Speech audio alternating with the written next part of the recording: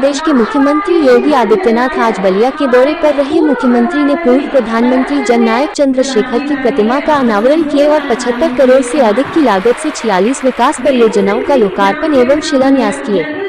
वहीं पूर्व प्रधानमंत्री चंद्रशेखर के बारे में बताया कि पूर्व प्रधानमंत्री चंद्रशेखर जिनको पूरा देश प्रशंसा करता है, वही कहा कि बलिया अब तक बागी स्वभाव के लिए जाना जाता था। यह हजारों वर्षों की विरासत है, लेकिन बलिया उससे हटकर के एक अलग पहचान बना सके, इसके लिए यहाँ पर एक नए कार्य का शुभारंभ हुआ। बलिया में किसान ताजी सब्जी का उत्पादन करेंगे और सब्जी दुनिया के बाजारों में बिकने के लिए जाएगा। यहाँ नए एक ट्रक को हरी झंडी दिखाकर शुभारंभ किया है। एक्सपोर्ट भारत मंत्रालय के द्वारा इस कार्यक्रम को यहाँ पर शुभारंभ किया गया है, जहाँ ताजी सब्जियाँ अंतर्राष्ट्रीय बाजार में जानी है। यहाँ के किसानों को हरी सब्जी की पैदावार के लिए अपार संभावनाएं हैं, जो निर्यात करने पर किसानों को अच्छा फायदा मिलेगा और रोजगार भी मिलेगा। काफी आय बढ़ेगी और रोजगार के लिए कहीं और जाने की जरूरत नहीं पड़ेगी। वही बलिया के विकास के बारे में मुख्यमंत्री ने फिर एक बार राग अलापा और कहा कि मेडिकल कॉलेज की जमीन जिला प्रशासन समय से उपलब्ध करावे, ताकि उसको जल्द से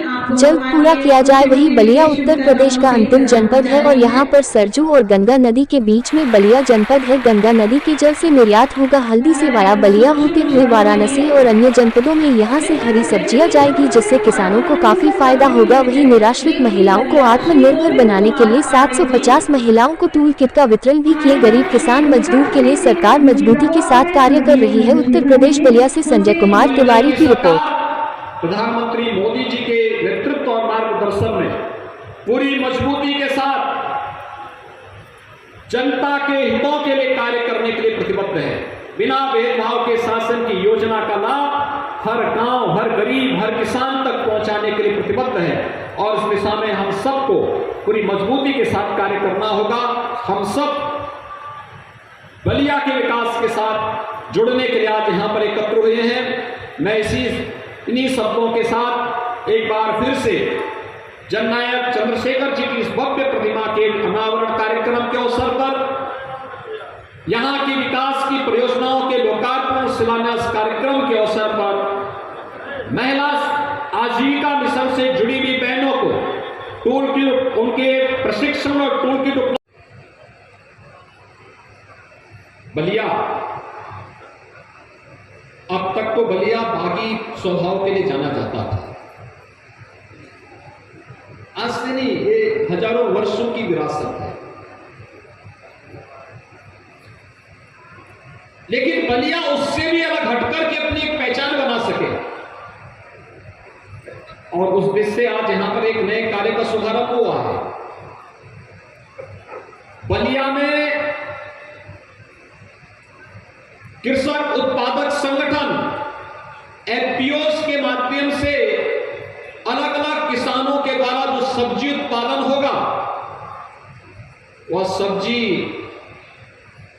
दुनिया के बाजार में बिक्री के लिए जाएगा। अभी यहां पर एक ट्रक का मैंने शुभारंभ किया है। भारत सरकार के एक्सपोर्ट प्रमोशन मंत्रालय के द्वारा इस कार्यक्रम को आज यहां पर शुभारंभ किया गया है। मैंने देखा विभिन्न प्रकार की ताजी सब्जियां अंतर्राष्ट्रीय बाजार में जाना।